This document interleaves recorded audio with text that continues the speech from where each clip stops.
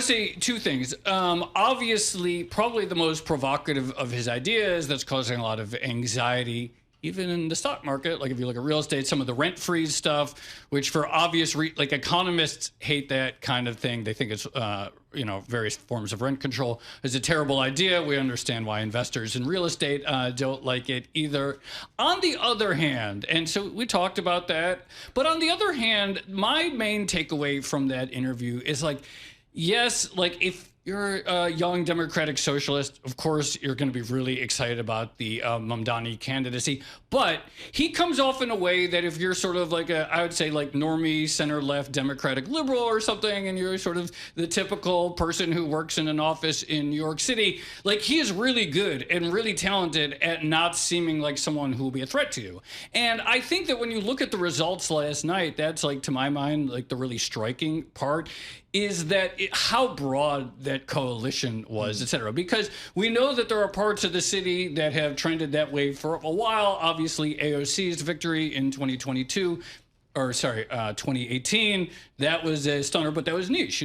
This was the entire city, right? This was kind of everyone across, huge swaths, much bigger numbers. He did well in sort of the, white educated areas, but also he did well in more non-white areas that had trended more towards Trump in the most recent election. So he clearly did a really good job of sort of overcoming the fact that many people would say he has pretty radical politics.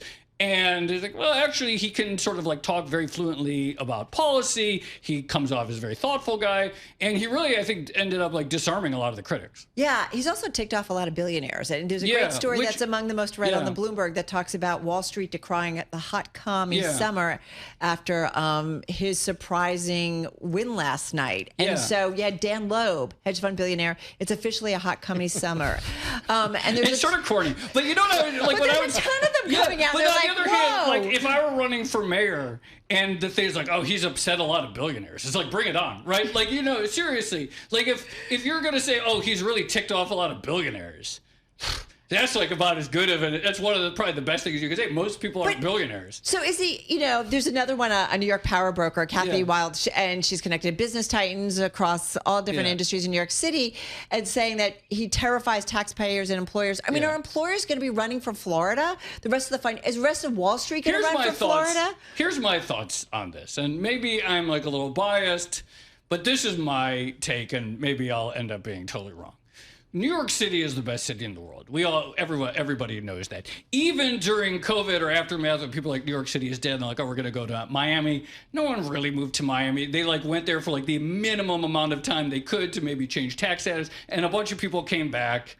I'm going to Miami. Now, on the other, so it's like, if you're like, there aren't really going to be that many people like, oh, I'm upset about the mayor, I'm upset about taxes, I'm going to move. But if the quality of life in the city degrades, if people perceive, oh, the public transit is not running as well, it's not as clean, there's more crime in the city, the schools aren't as good, then of course you're going to have people leaving. So my gut would be, and again, maybe this is just my sort of pro-New York bias, my gut is that very few people are going to leave because they're upset about the mayor per se. This is where all the action is. If you want to talk to someone interesting, it's probably not the first mayor that people have been upset about either. People are always upset about they're going to be upset about. So like, I don't think that is. On the other hand, if he can't implement a vision of he says it's going to make this city more affordable. People expect the quality of services to be good. People expect transit to be good. If he can't deliver on that, then I would expect that, at the margins, more people leave because the city is less appealing. But if the quality of life in New York City is roughly sustained, or maybe hopefully improves,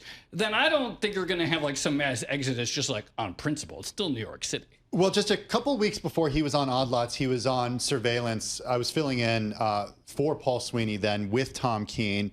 I asked Zohran Mamdani about the label of democratic socialist. Check out what he had to say. I embrace the label because ultimately I do identify myself as a democratic socialist. And I think, that the thing that New Yorkers hate more than a politician they disagree with is one that they cannot trust. And I think it's important to be honest about how we're coming to this politics and also what that label means to me, which is ultimately that each and every New Yorker has what they need to live a dignified life, and that it's city government's responsibility to provide that. And I think we have a general consensus on many of those building blocks in our society, whether it's public education or libraries or sanitation. But then there are certain places where we tend to believe that these are necessary parts of living a dignified life, and yet we allow people to be priced out of it.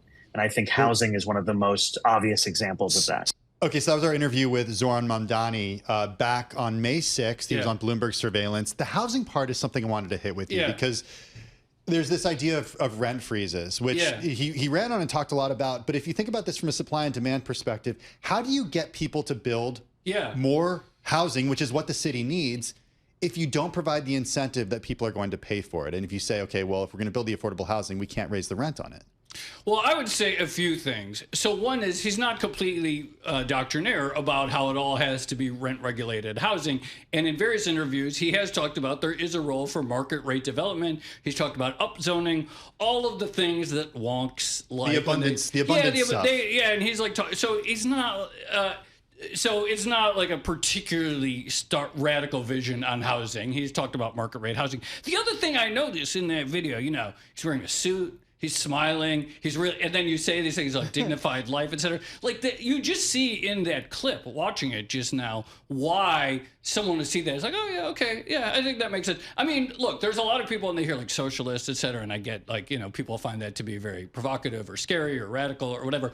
But he did not come off as a radical in that clip, right? He comes off as like a pretty serious, likable politician.